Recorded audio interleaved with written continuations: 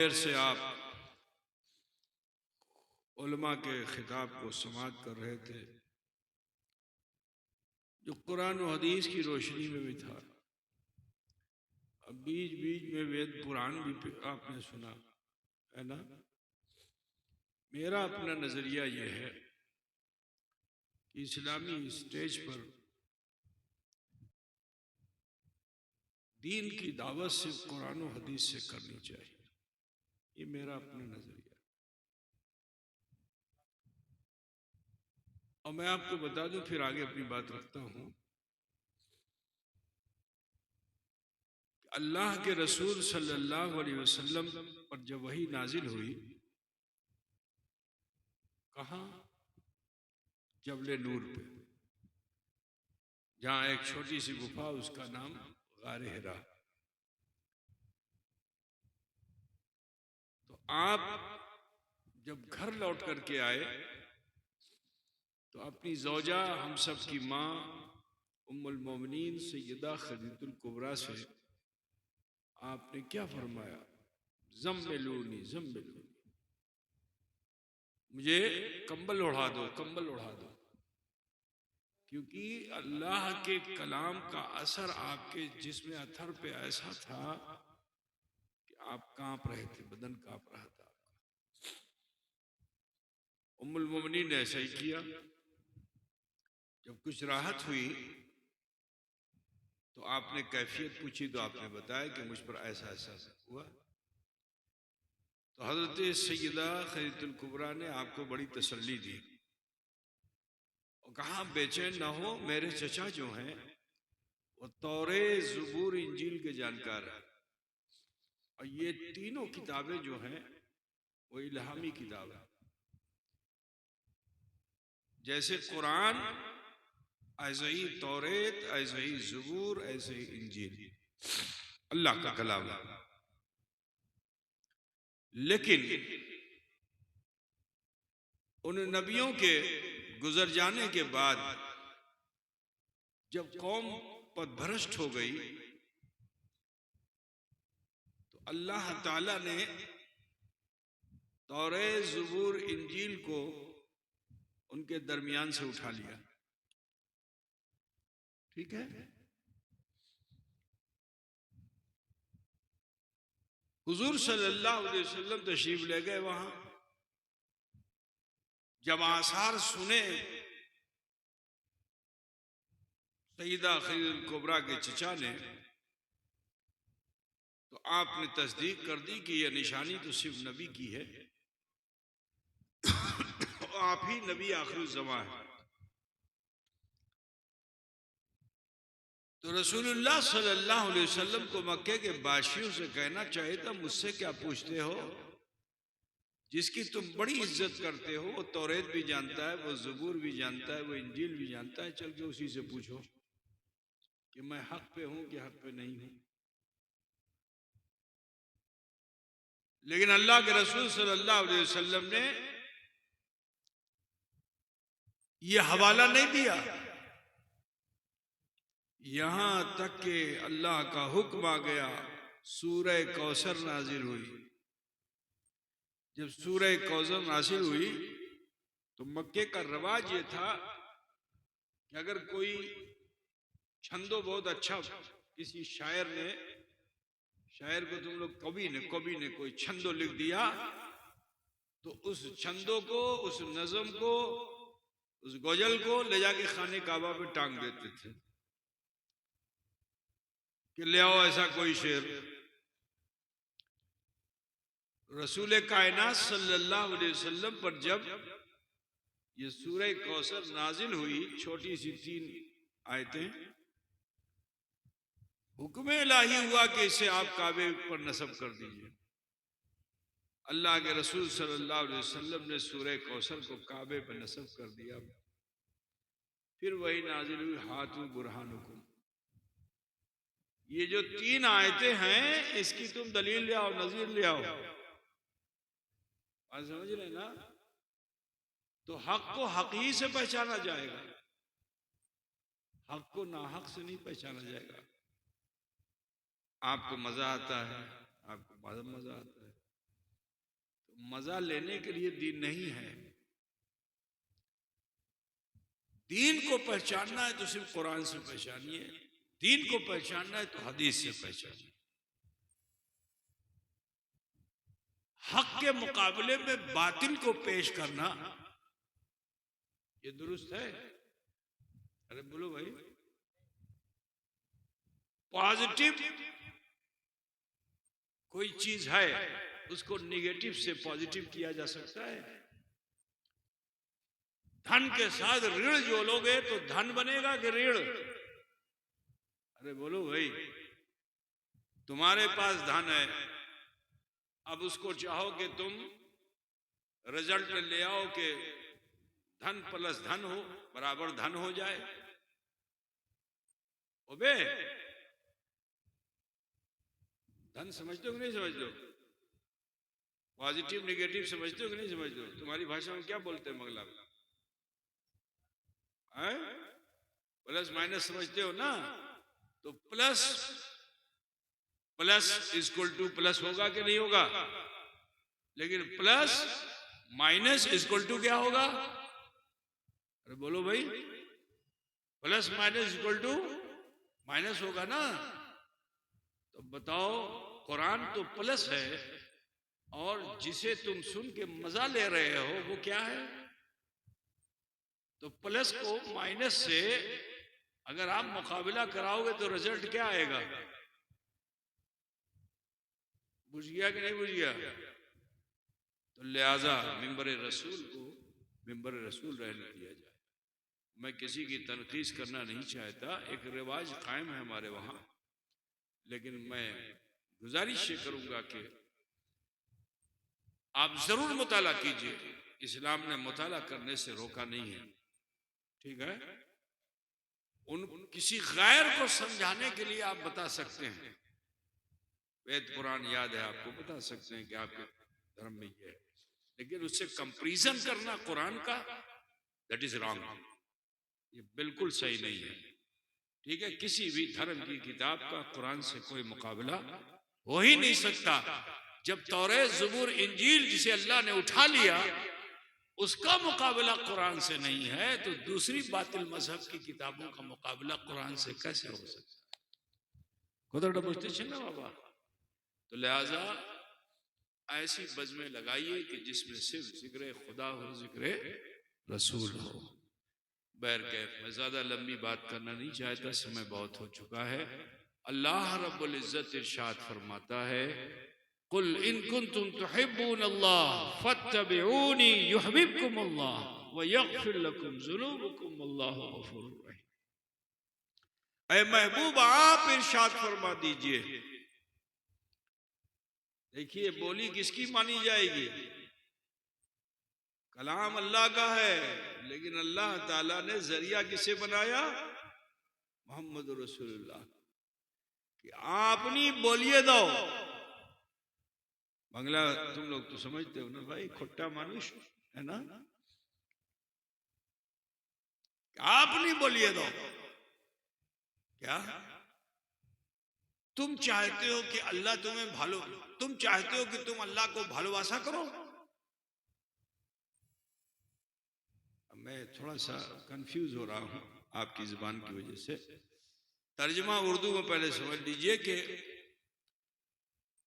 कुल इन कुंतुम तुहिब्बूनल्लाह, ऐ महबूब आप इरशाद फरमा दीजिए,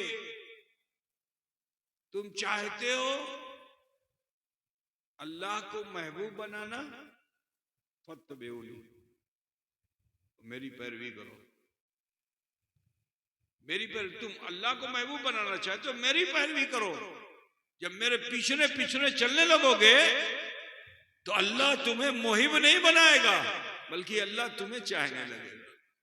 तुम अल्लाह को चाहना चाहते हो, अल्लाह तुम्ही को चाहने लगेगा।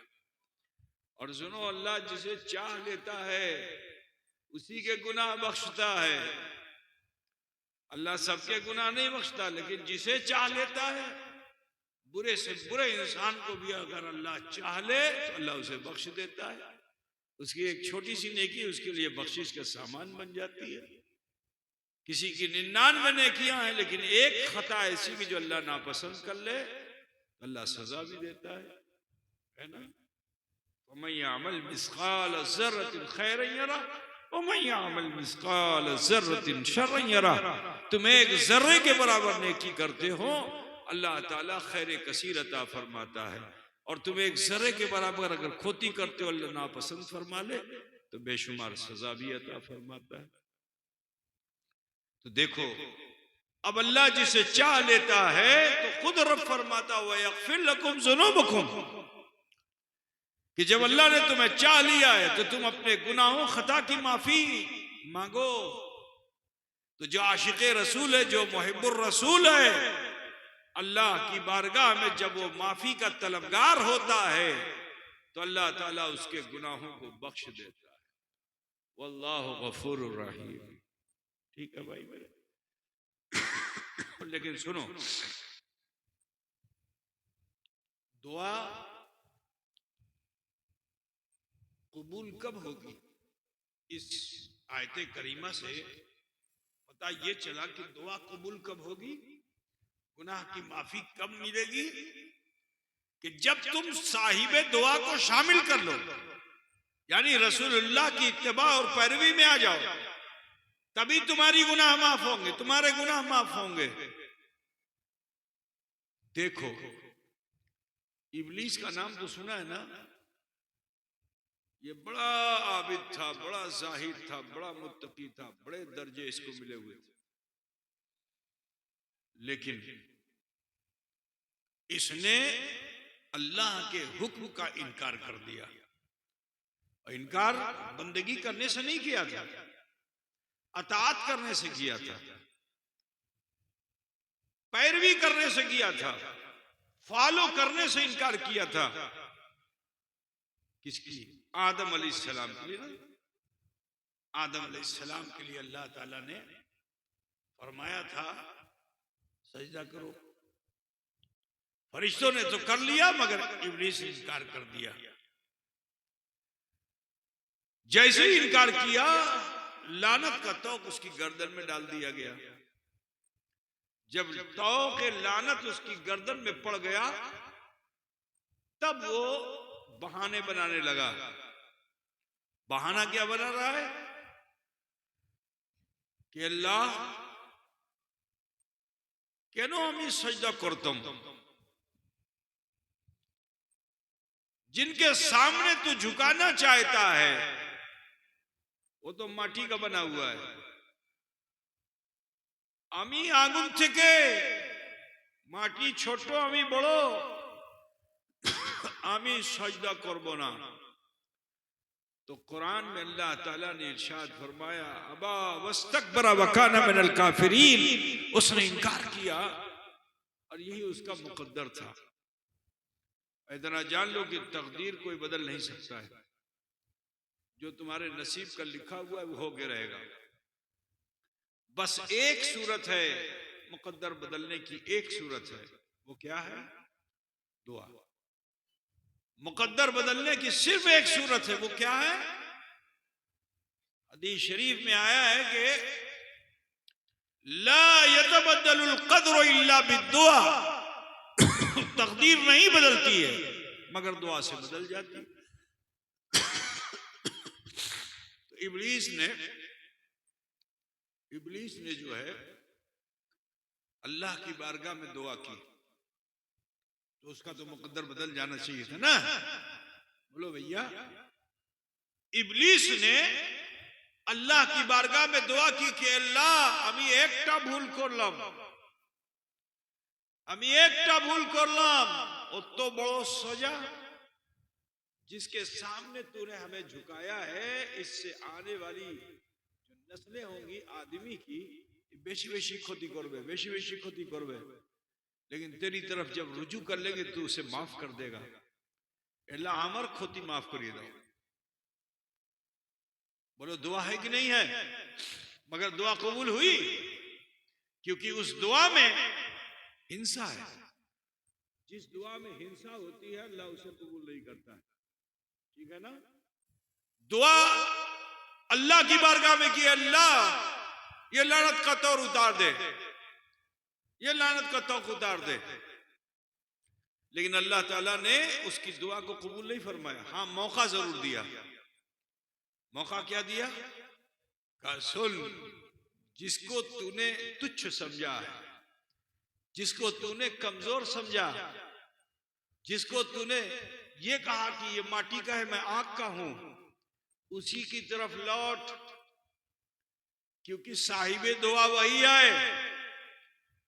जुदी वो तुम्हार जन्नो राजी होवे तारपरे आमियो राजी हबो, जुदी उनाए राजी होवे ना आमियो राजी होवो ना।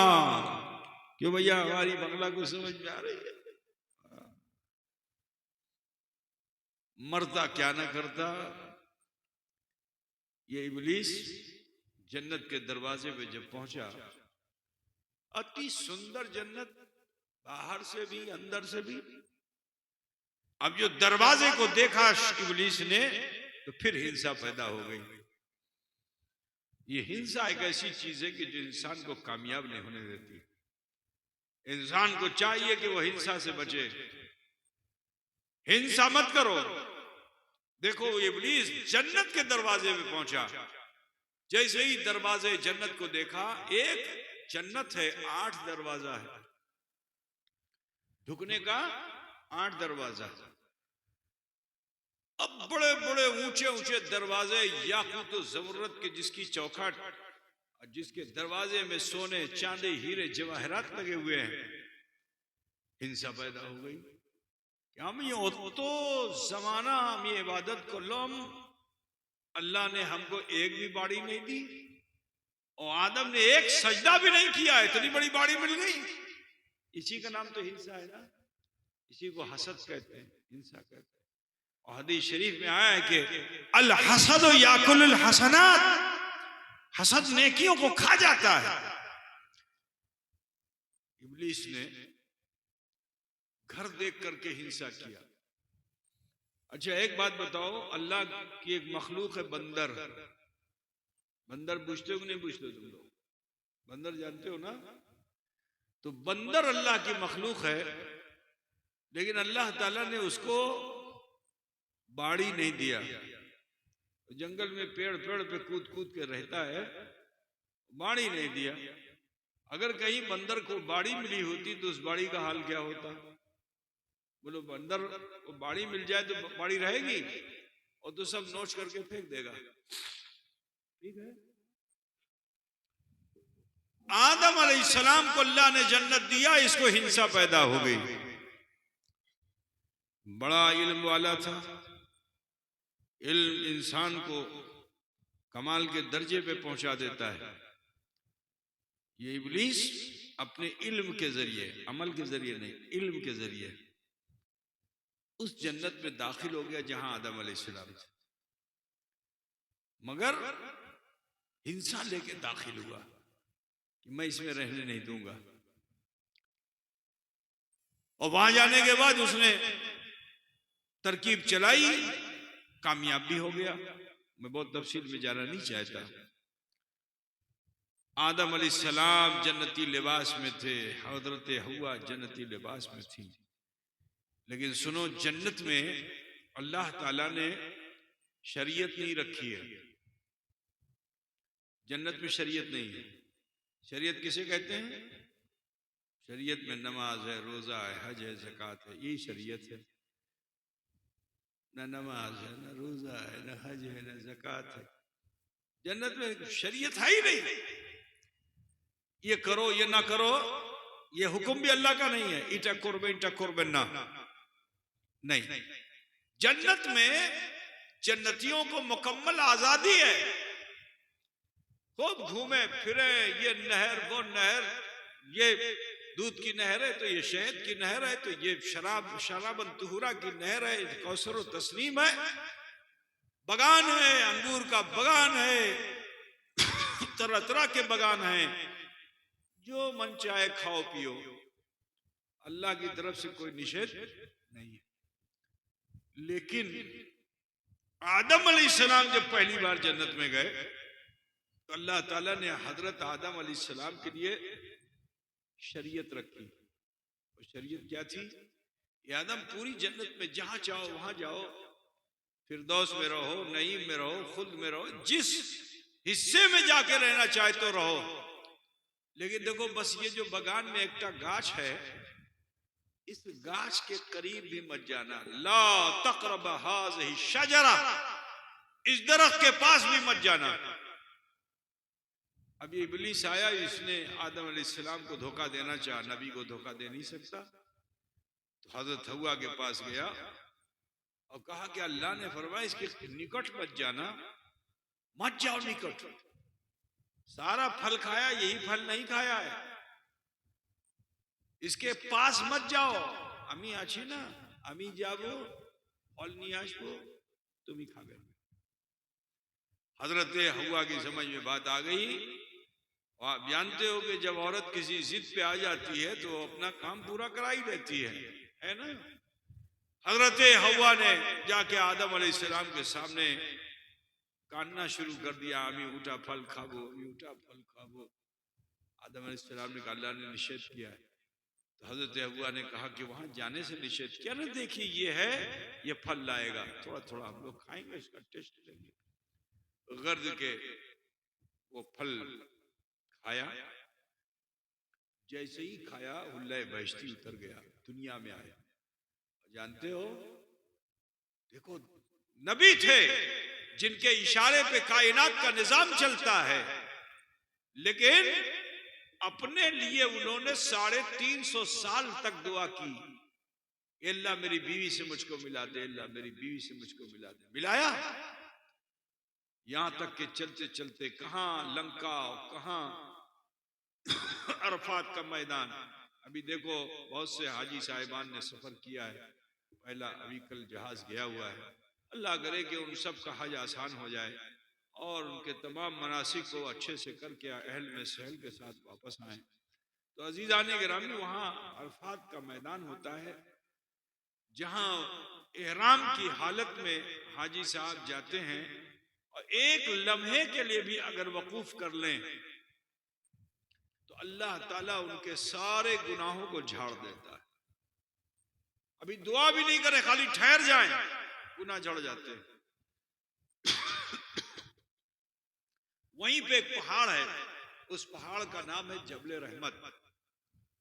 आप उस पहाड़ पे तशरीफ ले गए, वहां ख्याल आया इतना समय हो गया मेरी दुआ कबूल नहीं हो रही है, की करते हो गए। तब अपने जीवन में झांकना शुरू किया। अल्लाह ने जिंदगी दी थी, फरिश्तों को कदमों में पाया था, अल्लाह से दुआ की थी कि अल्लाह मेरी जो नेकी है, खूबी है, जाहिर कर दे। तो जो नूर मुस्तफा का पुश्त में था उसे अल्लाह ने पेशानी में डाल दिया। आदम भी झुकने लगे तो अल्लाह ने हुक्म दिया सर को उठाओ। जो सर को उठाया तो देखते क्या है, जहां अल्लाह का नाम है वहीं मोहम्मद रसूलुल्लाह का नाम है। गर्ज के अब याददाश्त में और इजाफा होने लगा। दरवाजे जन्नत पे भी जहां अल्लाह का नाम वही मोहम्मद रसूलुल्लाह का नाम। जन्नत के हर बुलंद मकाम पे जहां अल्लाह का नाम वही मोहम्मद रसूलुल्लाह का नाम। तो हजरत आदम को जनाबे मोहम्मद रसूलुल्लाह से भालोबासा हो गई, मोहब्बत हो गई कि अल्लाह का महबूब ये है, लिहाजा ये मेरा भी महबूब है। तो अल्लाह की बारगाह में अर्जी लगाई कि अल्लाह जो तेरा महबूब है वो मेरा महबूब है अल्लाह। लेकिन আমি উনাকে দেখতে চাইছি, আমি উনার জিয়ারত করতে চাইছি। अल्लाह हमने अपने नाखून को साफ कर लिया है, अल्लाह इस पर छवि उतार दे। अल्लाह ताला ने आदम अलैहिस्सलाम की 350 साल के बाद की ये पहली दुआ कबूल की। कहा अल्लाह उनकी छवि उतार दे। अल्लाह ताला ने छवि उतार दिया। अब जो नाखूने आदम पे रसूलुल्लाह की छवि उतरी ना, हजरत आदम अलैहिस्सलाम देखते रह गए, देखते रह गए, देखते रह गए। यहां तक कि अकीदत ने कहा कि आदम इन्हें देखना अदब के खिलाफ है, इन्हें चूम लेना अदब के मुआफिक है, क्योंकि जिसे चाहा जाता है उसे चूमा जाता है। चूम कर आंखों से लगा लिया। जैसे ही आंख से लगाया, जानते हो दुआ कबूल, 350 साल की दुआ कबूल।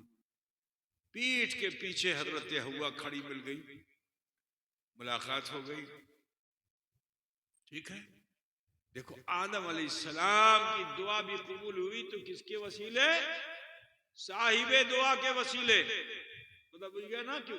क्योंकि अल्लाह ने फरमाया है, कुल इन कुंतुम तुहिब्बूनल्लाह फत्तबिऊनी युहिब्बुकुमुल्लाह व यगफिर लकुम ज़ुनूबकुम अल्लाहु गफूरुर रहीम। अजीजा निगरानी आगे बढ़िए। कोई आदमी आके मुझसे प्रश्नों करे कि पीर साहब आपकी बात कोथा तो ठीक है, लेकिन कुरान शरीफ में एक जलील कद्र नबी का जिक्र है जिसे मूसा अलैहिस्सलाम कहते हैं, और मूसा अलैहिस्सलाम की बगैर किसी के हवाले अल्लाह से डायरेक्ट कलाम करते हैं। उनकी उपाधि है कलीमुल्लाह, अल्लाह से ज्यादा कलाम करने वाला। मूसा कौन है? अल्लाह से ज्यादा कलाम करने वाला। तो मैंने कहा अच्छा, मूसा अलैहिस्सलाम की भी दुआ उनके हक में उसी वक्त कबूल होगी कि जब वो किसी साहिबे दुआ को अपनी दुआ में शामिल कर। अब वो कैसे? मैंने कहा अच्छा बताओ कि जिस वक्त आपने इस्लाम की दावत को पेश किया था और फिरौन वक्त ने आपके सामने 70,000 जादूगरों को लाके जमा कर दिया था, एक दो नहीं 70,000। तो उन जादूगरों ने जब मूसा अलैहिस्सलाम को देखा तो उन्होंने कहा कि भाई इनका मुकाबला तो मुश्किल है, बस एक सूरत है कि सब के सब एक ही तरह का जादू पेश करो जिससे ये भयभीत हो जाए। तो प्लानिंग उनकी ये थी कि रस्सी है तो रस्सी छोड़ो सांप दिखे, लाठी है तो लाठी छोड़ो सांप दिखे। तो जब सब लोग इकट्ठा सारे सांप छोड़ेंगे तो 70,000 सांप सामने आएगा ना, नबी भयभीत हो जाएंगे, नबी डर जाएंगे। सबने ऐसे ही किया, रस्सी छोड़ी सांप बन गया, लाठी छोड़ी सांप बन गया, 70,000 सांप सामने से। ठीक है, क्या मूसा अलैहिस्सलाम डर गए? अच्छा बताओ, कोई आदमी अगर डरा होगा तो बोल पाएगा? जो आदमी भयभीत होता है, सांप सामने हो, भय लगेगा तो बोलते परबे तो क्या होगा? ओ करोगे, फिर बोल नहीं पाओगे। लेकिन आओ देखो मूसा अलैहिस्सलाम डरे नहीं है, इसलिए क्योंकि कोई भी मूजिश है नबी को ईजा पहुंचा नहीं सकती है। ये 70,000 सांप जो आ रहे थे जादू के, ये मूसा को तो तकलीफ नहीं पहुंचाते, लेकिन जो मूसा के पीछे उनकी कौम खड़ी थी हवारी, उनको ये सांप जरूर तकलीफ पहुंचा देते। ठीक, तो हजरत मूसा अलैहिस्सलाम ने अल्लाह की बारगाह में अर्जी लगाई, अल्लाह क्या करूं, अल्लाह क्या करूं, अल्लाह क्या करूं? तो अल्लाह ताला ने इरशाद फरमाया, कुरान पाक में है कि वमा तिलका बियमीन का या मूसा, ऐ मूसा तुम्हारे दाहिने हाथ में क्या है?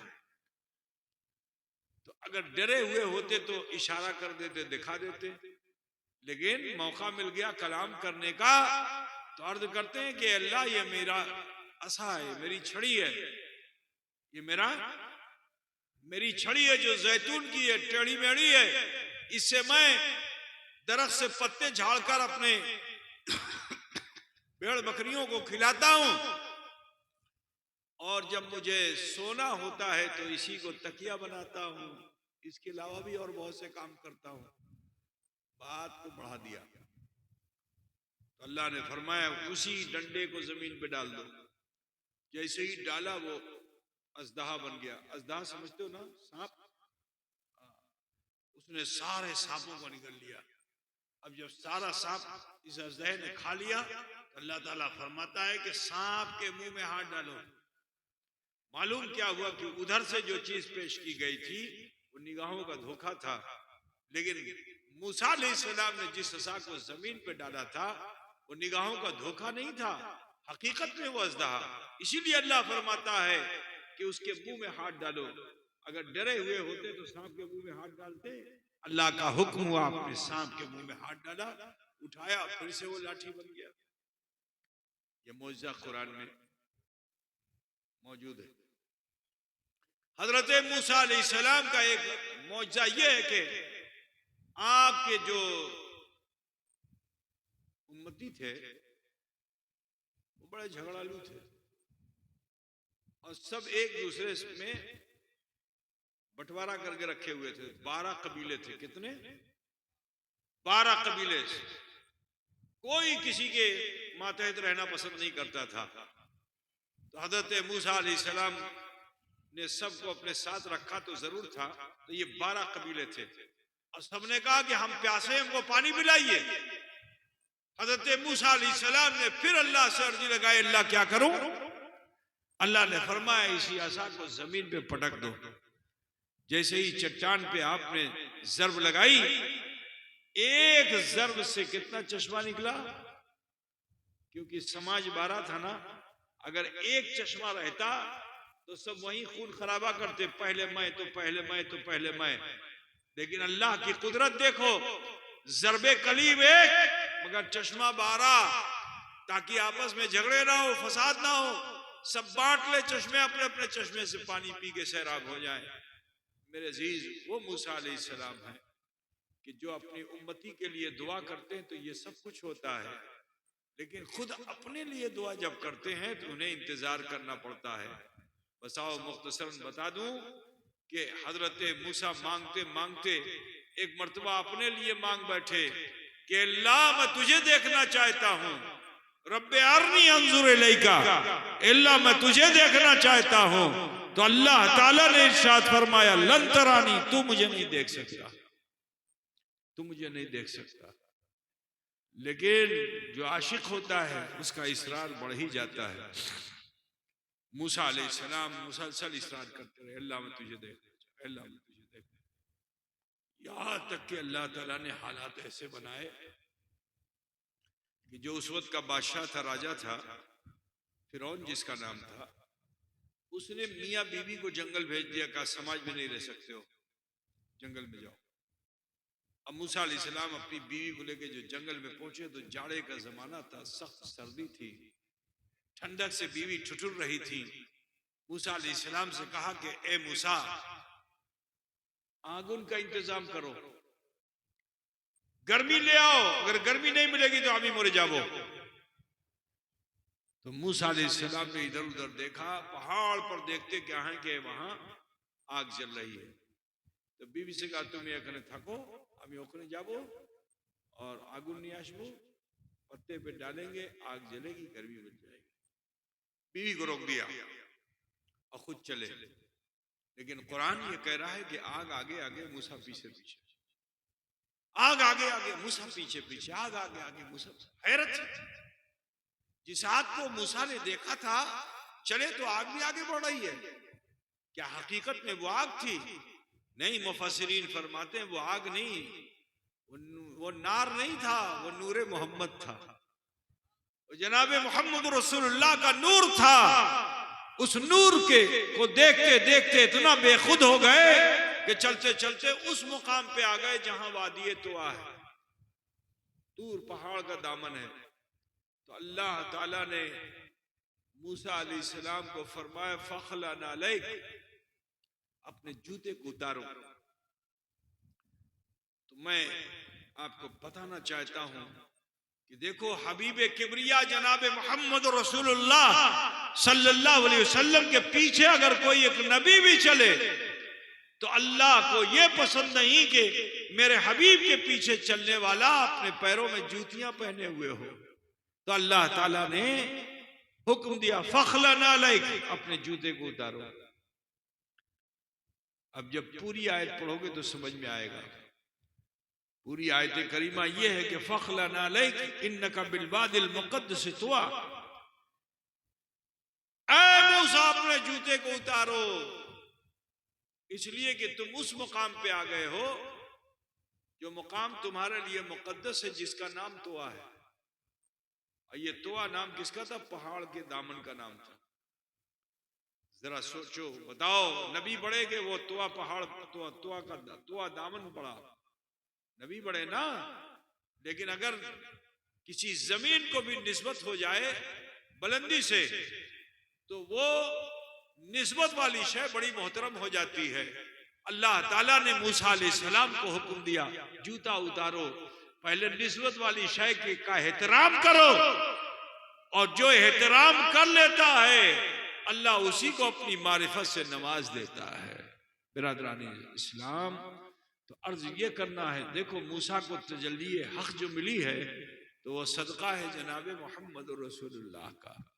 लेकिन मैं आपको एक बात बताता चलूं कि मूसा अलैहिस्सलाम तो अल्लाह से मौजज़े मांगते थे तो मिलता था, लेकिन हम जिनके उम्मती हैं, जिनकी इत्तिबा करने का अल्लाह ने हुक्म दिया है, वो कैसे साहिब अख्तियार नबी हैं कि उन्हें मांगने की जरूरत नहीं, जो कह देते वो हो जाता है, जो चाह लेते वो हो जाता है। मक्के में जनाबे मोहम्मद रसूलुल्लाह सल्लल्लाहु अलैहि वसल्लम से जब काफिरों मुशरिकों ने ये कहा था कि जुदी आपनी नबी आछेन तो चांद को भांगे दो, चांद चंद्रो जुदी भांगे जाबे तारपर आमी मानबो कि आपनी नबी आछेन, तो मेरे नबी ने अल्लाह से ये नहीं फरमाया था कि अल्लाह अमी की करबो, नहीं नहीं, अख्तियार रसूल ये है कि आपने उंगली का इशारा किया, चांद तो टुकड़े हो गया, इक़्तरबति साअतु वंशक़्क़ल क़मर, वो घड़ी आ गई जब चांद तो टुकड़े हो गया। तो मुसलमानों, आप सबसे कहना है कि हम इतने अजीम शान रसूल के उम्मती हैं, जो खातिमुल अंबिया हैं, जो इमामुल अंबिया हैं, जिनके आने से आज अल्हम्दुलिल्लाह हमें वो कलमा मिला, वो दीन मिला, वो इस्लाम मिला। जरूरत इस चीज की है मेरे अजीजों, मेरे भाइयों, मेरी बहनों, बेटियों, आप सबसे कहना ये कि इतने अजीम शान नबी के हम उम्मती हैं, अल्लाह ने हमें खैर उम्मत फरमाया। जरूरत इस चीज की है कि हम उनसे भालोबासा रखें, और भालोबासा उसी वक्त साबित होगी कि जब उनके फरमान पे हम अमल करें। अजीजो, आप सबसे कहना है कि शरीयत के दामन को थामिए, शरीयत मुतहरा के मुताबिक जिंदगी जीना पसंद कीजिए। और आपको तो कुछ ज्यादा ही एहसास करना चाहिए कि आंख खुलती है तो देखते क्या है कि दरिया की लहरें मौजें मारती हुई आपकी तरफ आ रही हैं। अजीजो, खौफ खुदा पैदा कीजिए। दरियाओं का रुख फिर जाता है अगर मोमिन उस पर नजर डाल देता है। दरियाओं में रास्ते मिल जाते हैं अगर मोमिन उसमें अपने घोड़े डाल देता है। शान मोमिनाना पैदा करो, तुम्हें दरिया से डरने की जरूरत नहीं है, दरिया तुमसे डरने लगेगा, दरिया तुमसे डरने लगेगा। मुसलमानों, तो आप सबसे कहना है कि खौफ खुदा पैदा कीजिए, डरिए अपने रब से, परवरदिगार की बारगाह में अपनी खताओं गलतियों की माफी मांगिए, नमाज के पाबंद हो जाइए, झूठ बोलना छोड़ दीजिए, हलाल रोजी हासिल करने लगिए। जब आप अच्छाई और सच्चाई के साथ अपना जीवन व्यतीत करने लगेंगे तो इंशाअल्लाह ताला आप महफूज रहेंगे, आपकी नस्लें महफूज रहेंगी। मैं दुआ करता हूँ कि परवरदिगार आलम रब्बे कदीर आपको, आपकी बस्ती को, आपकी नस्लों को आबाद रखे और तमाम तराफात अर्जी और समावी से महफूज मामून फरमाए। वक्त काफ़ी हो चुका है, बहुत मुनासिब है कि अल्लाह का खौफ लेकर, रसूल की मोहब्बत लेकर हम सब थोड़ी देर के लिए मुराकबा करें अपने रब की तरफ और मुहासबा करें अपनी ज़ात से। जो कुछ खताएं गलतियां हमसे हो गई उसे परवरदिगार की बारगाह में पेश करके माफ़ी के तलबगार हो जाएं, वसीला रसूल पाक कर ले लें। इंशाअल्लाह ताला पहाड़ के बोझ के बराबर भी अगर गुनाह होंगे अल्लाह उसे माफ़ फरमा देगा। तो लिहाजा ऐसे बैठिए जैसे नमाज में बैठते हैं। नमाजर मतन सवाए बसे जाओ, मैं छले सवाए, और थोड़ी देर के लिए ये सोचिए कि अल्लाह मुझे देख रहा है। यही एहसास हमारा मुर्दा हो चुका है, जिसकी वजह से हम बुराइयों की तरफ जा रहे हैं। इस एहसास को हमेशा जिंदा रखिए कि अल्लाह मुझे देख रहा है। अगर ये एहसास जिंदा हो गया कि अल्लाह मुझे देख रहा है तो फिर आप खता नहीं करेंगे इंशाअल्लाह ताला, आपसे खता नहीं होगी फिर इंशाअल्लाह ताला। और फिर सोचिए कि मुझसे क्या भूल हो गई, क्या खता हो गई, तो अभी जिंदगी में अल्लाह ताला ने हमें तुम्हें मौका दिया है, हमें तुम्हें मौका दिया है जीवन में। मरने के बाद गुनाहों की माफी का कोई तरीका और जरिया नहीं है। आपके गुनाह बख्शे जाएंगे आपके जीवन में ही, अगर आप उसकी तरफ लौट कर उससे माफी मांग लेते हैं। इससे अच्छा और कोई मौका नहीं मिलेगा कि हम रसूलुल्लाह की महफिल में जमा हैं, हुजूर को वसीला बनाकर अल्लाह से माफी मांग रहे हैं। इंशाअल्लाह आज जो सिद्क दिल से तौबा कर लेगा, अल्लाह उसके जीवन भर के गुनाहों को माफ फरमा देगा।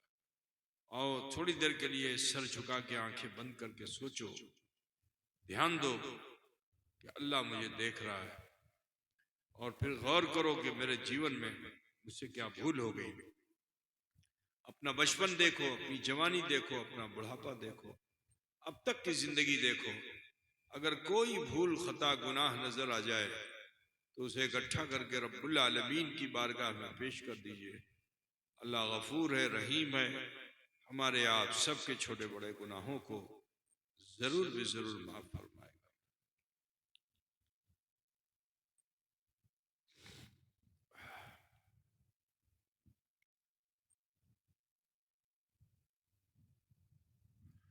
पढ़िए बिस्मिल्लाहिर्रहमानिर्रहीम, पढ़िए आवाज से पढ़िए, ला इलाहा इल्लल्लाह मुहम्मदुर रसूलुल्लाह अस्तगफिरुल्लाह रब्बी मिन कुल्लि ज़म्बि व अतूबु इलैह।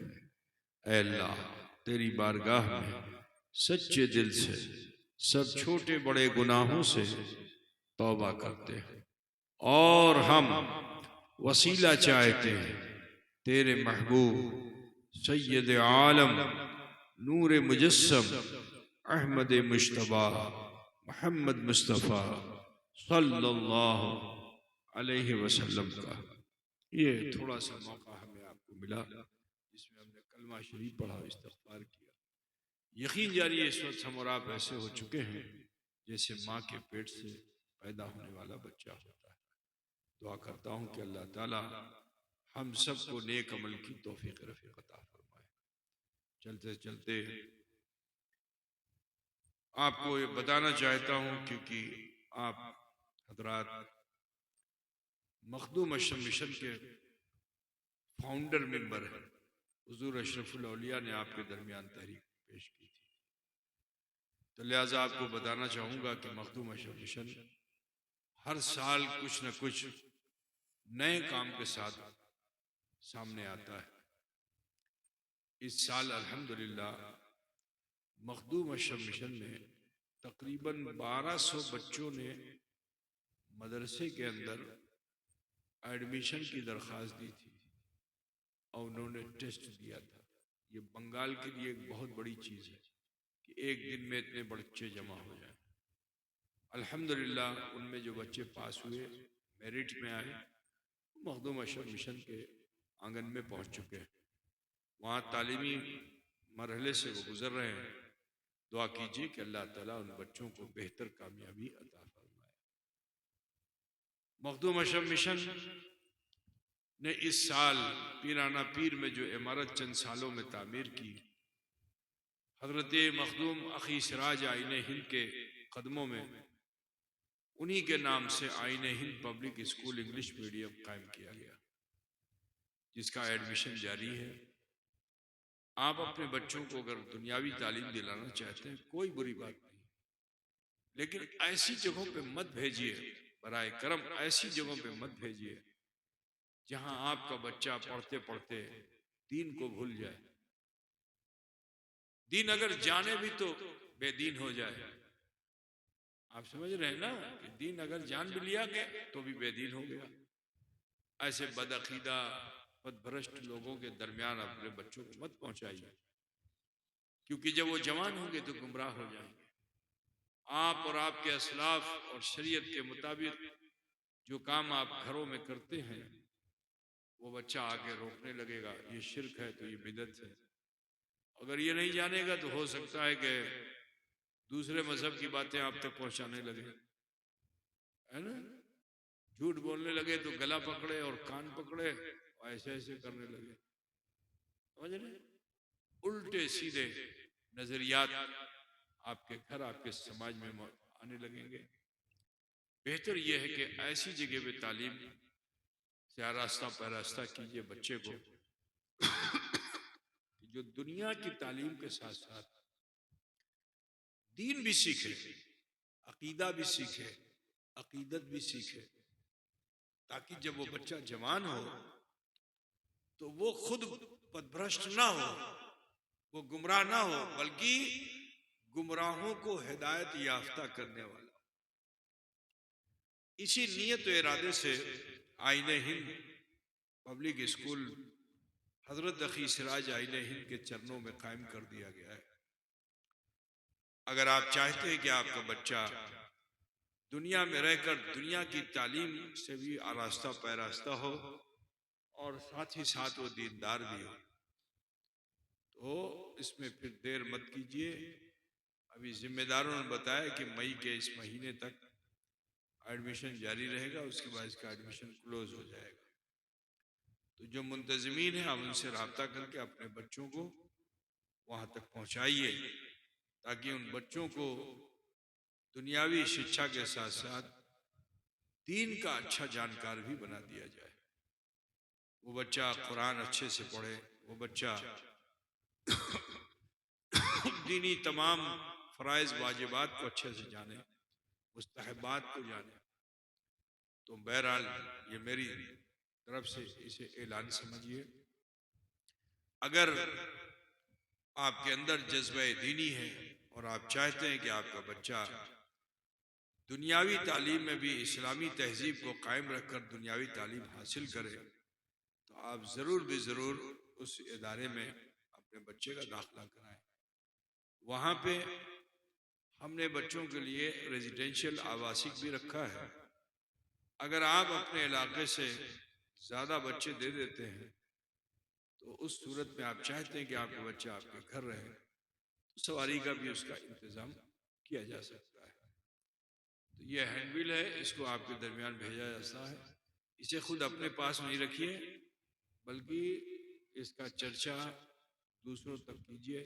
इसे अपने मोबाइल में इसकी फ़ोटो लेकर के और इसे अपने अपने ग्रुप में भी डाल दीजिए, ताकि ज़्यादा से ज़्यादा लोग इसको पढ़ करके समझ सकें और अपने बच्चे को स्कूल में बेहतर तरीके से दाखिला दिला सकें।